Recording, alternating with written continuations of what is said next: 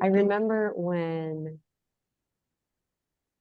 you had told me once that asthma is something that doesn't, because I had asthma when I was a kid. I almost went on an inhaler, but then it sort of went away or whatever. And I remember you saying something to the effect of asthma doesn't go away per se. Could you elaborate on that, like what that means? Absolutely. So we all have certain tendencies to have certain diseases. And in most cases, we inherit those tendencies from our families, right? So when people are born with a tendency to have asthma, this tendency stays with them for the rest of their lives, right? But whether they would have asthma symptoms or not will depend on their level of CO2. So if their positive maximum pose is very low, they will have asthma symptoms, and the opposite is true as well. And of course, from the perspective of Dr. Buteyko, to have this tendency is a very positive thing, because you probably have heard me saying that. I'm just trying to mute someone. I'm sorry. Yeah, okay, good. Just a second. I'm operating this system at the same time. You probably have heard me saying that everyone who has asthma or a tendency to have asthma is biologically superior to other people, right? Have you heard that? No? I don't think so. Oh, that's my favorite actually statement. Asthma. Yes. So that's what Dr. Buteyko discovered. And the reason people are biologically superior is that their bodies are able to stop or reduce hyperventilation almost instantly. So if an asthmatic who has a low level of CO2 hyperventilates, this person almost instantly will feel breathing difficulties, right? And it could be like breathlessness, chest tightness, or could be suddenly a lot of mucus or wheezing or coughing, right? But all these symptoms are trying to obstruct breathing, and by doing so, reduce this person's air intake and increase the level of carbon dioxide.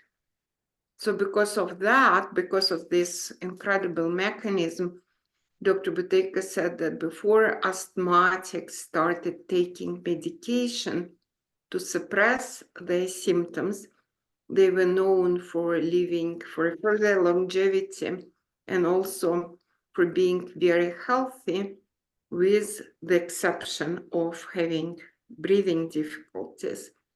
And when doctors started using medication to suppress symptoms, which are the defense mechanisms against hyperventilation, then asthmatics started having, other problems, health issues such as high blood pressure and allergies and this and this and that.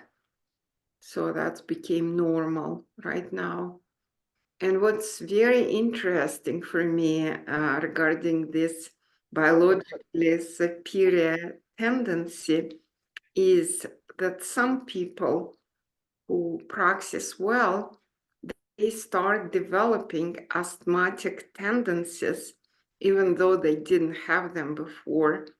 And this doesn't mean that they have active asthma as a disease, but it means that the body starts reacting to hyperventilation almost instantly.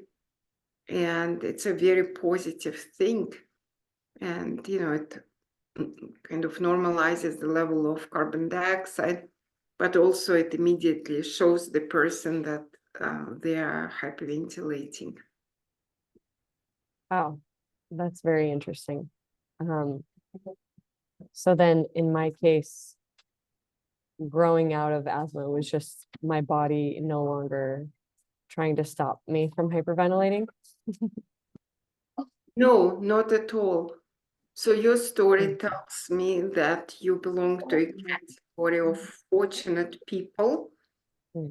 and this will stay with you for the rest of your life. So when doctors say that a person grew up from asthma, first of all, it doesn't make any sense, because they also say that asthma is an incurable disease. However, sometimes children grow out of it. Like, Mm. how is it possible? Mm. And they can't really explain it either. But what happens there is that sometimes when children become older, their lifestyle changes. And if it's a positive change, then the level of CO2 in their lungs increases, and then they don't have asthma symptoms anymore. Mm. But Okay, you can't just grow out of it, interesting. Yeah, Your body, well, why? Because your body is bigger now, or why? It doesn't yeah, make sense. yeah.